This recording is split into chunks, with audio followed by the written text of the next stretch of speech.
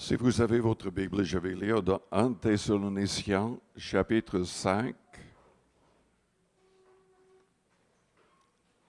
et au verset 17.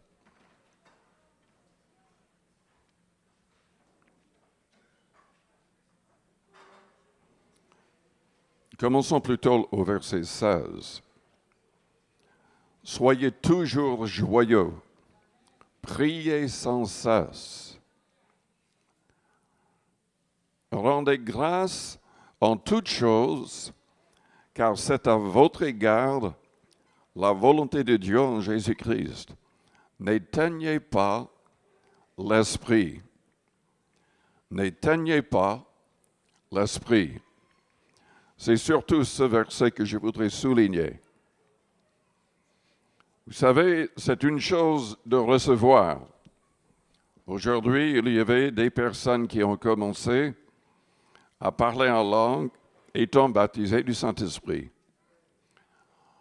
Parfois, certaines personnes ont du mal. Parfois, les gens qui ont tendance à être très intellectuels ont du mal. Je me rappelle un avocat très haut placé venait à l'église aux États-Unis et il avait faim et soif, mais ça n'arrivait pas, ça n'arrivait jamais dans une réunion. Mais nous lui avons dit de continuer à louer le Seigneur à la maison et même au lit. Et il a commencé à le faire. Il s'endormait en train de louer le Seigneur. Et une nuit, un peu après minuit, il s'est réveillé louant Dieu en d'autres langues. C'est une chose pour recevoir. C'est une autre chose de rester rempli de l'Esprit. Parce que d'après le verset 19 de ce chapitre, nous pouvons éteindre le Saint-Esprit. Le Saint-Esprit est comparé à un feu qui purifie, à un feu qui nous donne du zèle. Et nous pouvons l'éteindre, ce feu. Comment est-ce que nous pouvons l'éteindre? Par négligence, tout simplement. Par négligence. Déjà, je l'ai souligné ce matin, l'importance d'adorer Dieu en d'autres langues. Beaucoup de gens dans les églises de Pentecôte commencent à parler en langue, mais ça ne va pas plus loin. Ils ne continuent pas à intercéder en langue ou à adorer Dieu en d'autres langues. Le Seigneur a dit dans Jean 6, le Père cherche de vrais adorateurs, ceux qui l'adoreront en esprit et en vérité. Et je vous ai montré 1 Corinthiens, chapitre 14 et au verset 14. Celui qui adore en esprit, qui prie en esprit selon l'apôtre Paul, prie en langue. Et il ne comprend pas, à moins de recevoir le don de l'interpréter. Mais quand nous prions en langue, nous sommes édifiés, remplis d'amour, remplis de puissance, d'assurance, d'audace, courage, parce que le Saint-Esprit a été donné pour que nous soyons des témoins. Et justement, c'est l'autre problème. Même si vous recevez de manière grandiose, spectaculaire, la plénitude du Saint-Esprit, si vous ne témoignez pas, vous allez éteindre l'Esprit. L'Esprit ne nous a pas été donné simplement pour qu'on ressent quelque chose. C'est une puissance pour témoigner, pour gagner des âmes. Et si nous ne nous laissons pas conduire par le Saint-Esprit, Pourquoi est-ce qu'il devrait agir en nous? Vous savez, il y a des gens à qui Dieu parlait de manière précise dans le passé. Vous savez, dans Acte 10, le Saint-Esprit parlait directement à Pierre. Il lui a dit, mais il y a 3 hommes en bas, pars avec eux, je les ai envoyés. Et les premiers non-juifs ont été baptisés du Saint-Esprit avec le signe de parler en langue. Et grâce à ce miracle, Pierre a compris que les non-juifs pouvaient être sauvés par la simple foi en Christ. Et il a décidé de les baptiser d'eau tout de suite.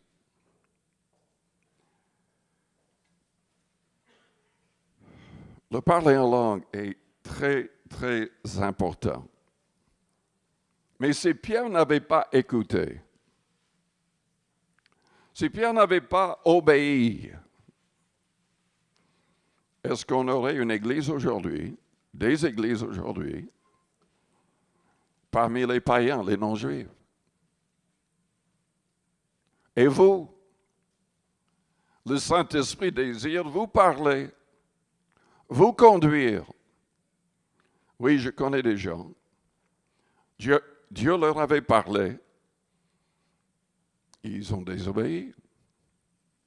Ils ont dit, mais Seigneur, pas aujourd'hui. J'ai quelque chose à faire. En fait, Dieu n'était pas à la première place dans leur vie. Si on n'obéit pas une première fois, Dieu va quand même essayer de nous parler une seconde fois, peut-être une troisième fois, une quatrième fois. Mais si on n'obéit pas, il va agir par quelqu'un d'autre. Et il ne va plus vous parler du tout. Sauf de temps à autre pour vous pousser à la repentance. Le problème, souvent dans la vie du chrétien, c'est la timidité, c'est la crainte,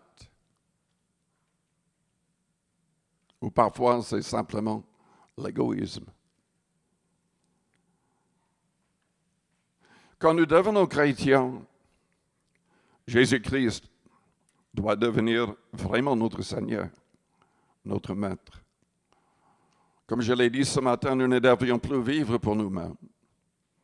Nous devrions vivre pour celui qui est mort et ressuscité pour nous. Si nous ne voulons pas obéir, nous allons éteindre l'esprit. Nous allons peut-être l'attrister tellement qu'il ne va plus agir en nous ou au travers de nous. C'est un problème grave. Et c'est un problème qui a touché plus d'une personne en Christ.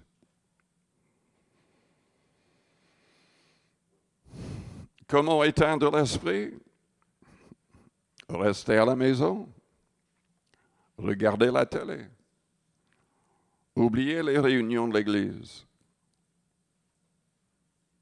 Dieu va vous oublier. Comment éteindre l'esprit?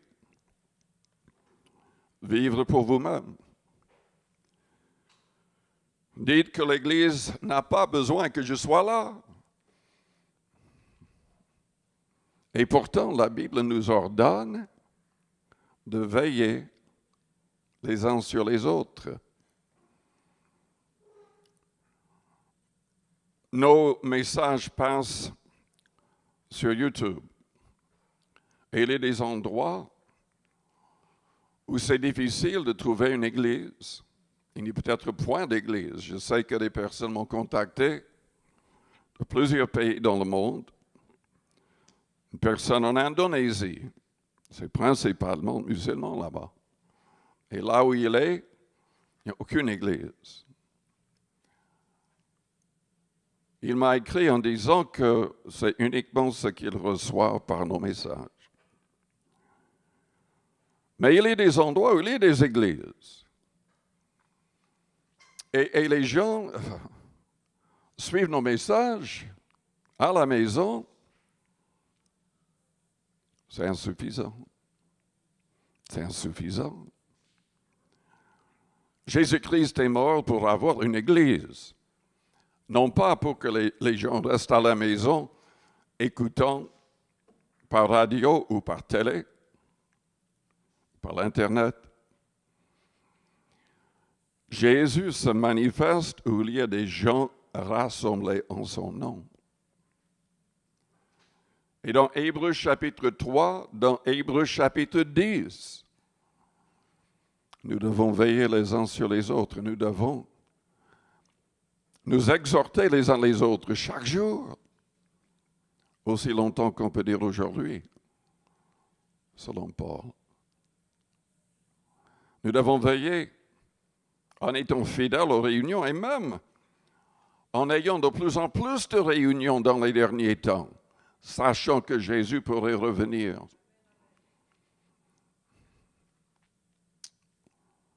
Nous devons tout faire pour pousser les autres à l'amour, à travailler. C'est indispensable de travailler. Nous avons plein de gens qui prêchent un faux évangile, qui annoncent un Jésus qui n'est pas le Jésus de la Bible. Pour eux, si on pêche, peu importe ce qu'on fait, après notre conversion, Dieu va nous sauver de toutes les manières. Cette sorte de message est vraiment diabolique et vient de l'enfer. Ça ne vient pas de Dieu.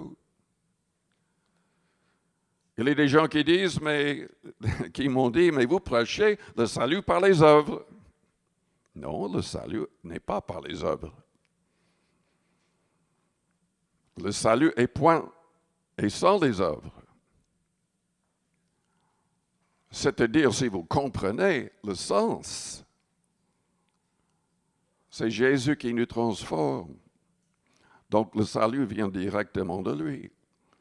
C'est parce que Jésus est mort et ressuscité pour nous que le salut vient de lui. Si vous n'êtes pas dans une relation réelle avec Jésus-Christ, vous n'aurez jamais de salut. Vous pouvez donner tout votre argent pour aider les pauvres. Vous pouvez même donner votre vie pour sauver quelqu'un. Vous irez quand même en enfer. Les œuvres ne sauvent pas. Mais Jésus sauve. Et Jésus nous ordonne d'accomplir de bonnes œuvres. Vous n'avez qu'à lire l'Apocalypse 2 et 3. Surtout, je vais le lire, je l'avais lu dans un autre message récemment, mais ça vaut la peine de le relire. L'Apocalypse, chapitre 3. Il n'est pas en train d'écrire, de parler à de non-croyants. Le Seigneur est en train de parler à une église, une de ces églises. Écrit à l'ange de l'église de Sardes, voici ce que dit celui qui a les 7 esprits de Dieu et les 7 étoiles. Je connais tes œuvres. Je sais que tu passes pour être vivant, et tu es mort. Sois vigilant et affermis le reste qui est près de mourir, car je n'ai pas trouvé tes œuvres parfaites devant mon Dieu. Est-ce que vous comprenez ce que le Seigneur est en train de dire? Nous devons avoir des œuvres devant Dieu et des œuvres parfaites. Rappelle-toi donc comment tu as reçu et entendu et garde et repens-toi. Si tu ne veilles pas, je viendrai comme un voleur et tu ne sauras pas à quelle heure je viendrai sur toi. Mais d'après vous, c'est un avertissement ou pas? Cependant, tu as à Sardes quelques hommes qui n'ont pas souillé leurs vêtements. C'est une image. Ces gens se gardaient, marchaient dans la sainteté selon la parole du Christ. Ils marcheront avec moi en vêtements blancs parce qu'ils en sont dignes. On n'est pas sauvé par les œuvres, mais on reste dans le contexte de la grâce, par les œuvres, par l'obéissance au Christ. Vous ne pouvez même pas recevoir le Saint-Esprit, en tout cas pas dans sa plénitude, si vous ne voulez pas mettre les commandements du Christ en pratique. Si vous m'aimez, il a dit, gardez mes commandements, et je prierai le Père, et il vous donnera un autre consolateur, l'Esprit de vérité. Gardez mes commandements, c'est quand même une œuvre. Il faut un effort personnel. Jésus ne va pas vous forcer d'obéir. Il ne va pas le faire à votre place. Amen.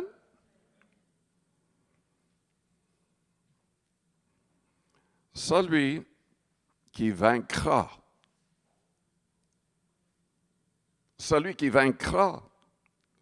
sera revêtu ainsi de vêtements blancs. Je n'effacerai point son nom du livre de vie. Est-ce que Dieu peut effacer votre nom du livre de vie? Si vous lisez dans l'Apocalypse 20, au jour du jugement, qui sera envoyé dans les temps de feu? Ceux qui n'auront pas leur nom écrit dans le livre de vie. Jésus mettait cette Église en garde parce qu'il n'y avait que quelques hommes qui étaient en règle. Celui qui vaincra sera revêtu ainsi de vêtements blancs. Je n'effacerai point son nom du livre de vie. Dieu l'avait déjà dit aux Israélites dans le Deutéronome. Dieu avait dit, celui qui pêche contre moi, je l'effacerai du livre de vie.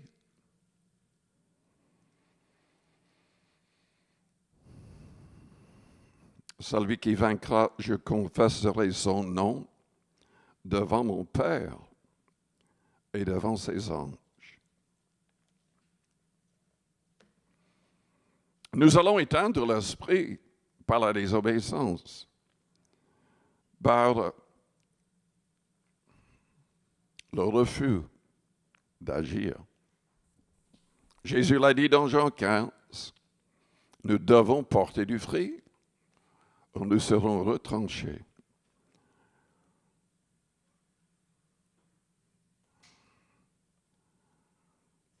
Comment éteindre l'esprit?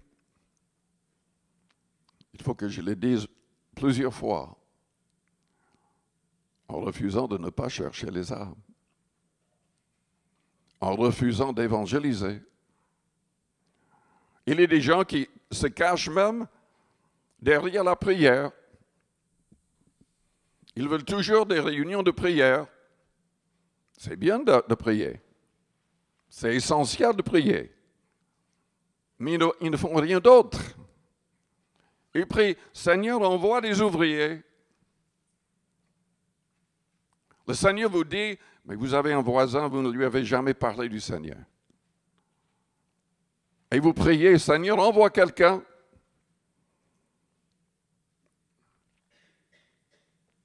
Mais il y a plein de gens qui prient comme ça et qui agissent comme cela.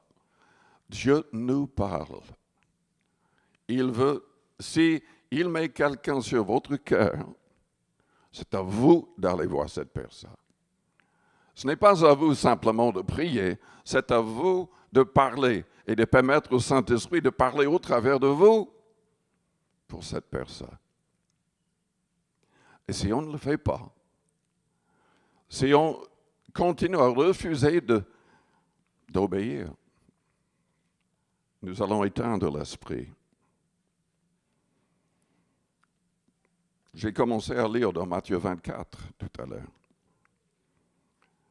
Jésus a dit au verset 45, Même au 44, le Fils de l'homme viendra à l'heure où vous n'y penserez pas. Il parlait de son retour. Il avertissait ses disciples de nombreuses fois. Il va revenir. Il y aura des croyants qui ne seront pas enlevés, qui ne seront pas sauvés. Pour quelle raison? Désobéissance. Parce qu'ils ont éteint l'esprit. Quel est donc le serviteur fidèle et prudent que son maître a établi sur ces gens pour leur donner la nourriture au temps convenable? Nous avons une nourriture spirituelle à partager avec le monde. Nous devons témoigner. Nous devons leur parler du Seigneur. Heureux ce serviteur que son maître, à son arrivée, trouvera faisant ainsi. Je vous le dis en vérité, il établira sur tous ses biens. Mais si c'est un méchant serviteur, il devient méchant parce qu'il dit en lui-même, mon maître tarde à venir. S'il se met à battre ses compagnons, s'il mange et boit avec les ivrognes, le maître de ce serviteur viendra le jour où il ne s'y attend pas, et à l'heure qu'il ne connaît pas, il le mettra en pièces et lui donnera sa part avec les hypocrites. C'est là qu'il y aura des pleurs et des grincements de dents. Jésus a utilisé cette phrase plusieurs fois pour les gens envoyés dans le châtiment éternel. Éteindre l'esprit, on peut le faire simplement par la paresse, par l'indifférence, par l'égoïsme, l'égocentrisme. On ne veut plus parler aux autres. On ne veut plus rien faire sauf pour nous-mêmes. C'est le danger qui nous guette continuellement. C'est tellement facile de tomber dans un état de paresse spirituelle, de l'indifférence par rapport aux autres. Jésus a dit ceci dans Matthieu 5, au verset 13. Vous êtes le sel de la terre. Mais si le sel perd sa saveur, avec quoi la lui rendra-t-on? Il ne sert plus qu'à être jeté dehors et foulé aux pieds par les hommes. Vous êtes la lumière du monde. Une ville située sur une montagne ne peut être cachée. Et on n'allume pas une lampe pour la mettre sous le boisseau, mais on la met sur le chandelier et elle éclaire tous ceux qui sont dans la maison. Que votre lumière luise ainsi devant les hommes, afin qu'ils voient vos bonnes œuvres et qu'ils glorifient votre Père qui est dans les cieux. C'est la raison pour laquelle nous avons besoin de la plénitude du Saint-Esprit et de rester remplis de l'Esprit, parce que sans lui, nous serons comme le sel, sans saveur. Inutile, il ne sert plus qu'à être jeté dehors et foulé aux pieds par les hommes. Je vous invite à fermer vos yeux, à courber vos fronts. Je vous demande vraiment de réfléchir aux paroles du Christ.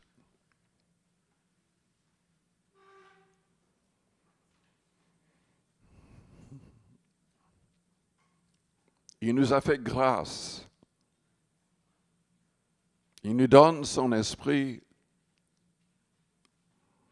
C'est à nous maintenant de lui obéir. C'est à nous de nous laisser conduire par l'esprit.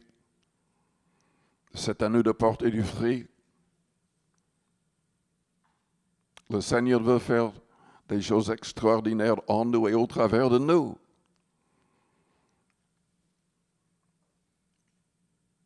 Ne refusez pas. Ne dites pas demain, dans une semaine, dans un an. Obéissez immédiatement. Si vous voulez aller plus loin avec le Seigneur, obéissez immédiatement.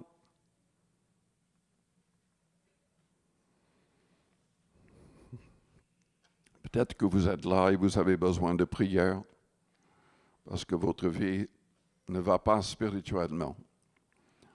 Pendant que les yeux restent fermés, les fronts courbés, faites-moi signe en élevant votre main juste pour un instant. Je la verrai et je prierai pour vous. Est-ce qu'il y a... Oui, merci. Merci. Merci. Merci. Père Céleste, je prie pour les personnes qui viennent d'élever la main. Aide toutes ces personnes à vaincre, à ne jamais éteindre l'esprit. Que toutes ces personnes puissent recevoir le baptême de l'Esprit et des dons de l'Esprit Saint, afin de pouvoir être utilisés de manière grandiose dans ces derniers temps. Si vous êtes là et vous avez besoin d'un miracle dans votre corps, vous êtes malade, élevez vos deux mains vers le ciel avec foi. Père Céleste, Dieu voit les faiblesses dans les corps. Ce n'est pas ta volonté que nous restions malades. Seigneur Jésus, tu as souffert sur la croix pour que nous soyons guéris. Je te demande de toucher toutes ces personnes miraculeusement et que ces personnes puissent témoigner d'un miracle au nom de Jésus-Christ. Pendant que les yeux restent fermés, peut-être que vous êtes obligé de me dire, oui, je sais, le Seigneur m'a parlé, il m'a demandé de faire telle et telle chose. Je ne l'ai pas fait. Priez pour moi que dans l'avenir, le Seigneur me parle et que je puisse obéir sans hésiter. Sans hésiter. Élevez votre main vers le Seigneur si c'est votre cas. Je vais prier pour vous. Merci Seigneur. Merci de nous pardonner. Merci de nous aider, Seigneur, à obéir. Car nous ne voulons pas éteindre ton esprit. Aide-nous à aller de gloire en gloire avec toi par le Saint-Esprit. Que nous puissions atteindre le niveau de spiritualité des apôtres, de Pierre, de Paul, des autres. Seigneur, nous ne voulons pas être admirés, nous voulons marcher humblement avec toi afin que des âmes soient sauvées. Merci de nous remplir et de nous garder remplis du Saint-Esprit en tout temps. Que nous puissions porter encore toujours plus de fruits. Au nom de Jésus-Christ. Amen.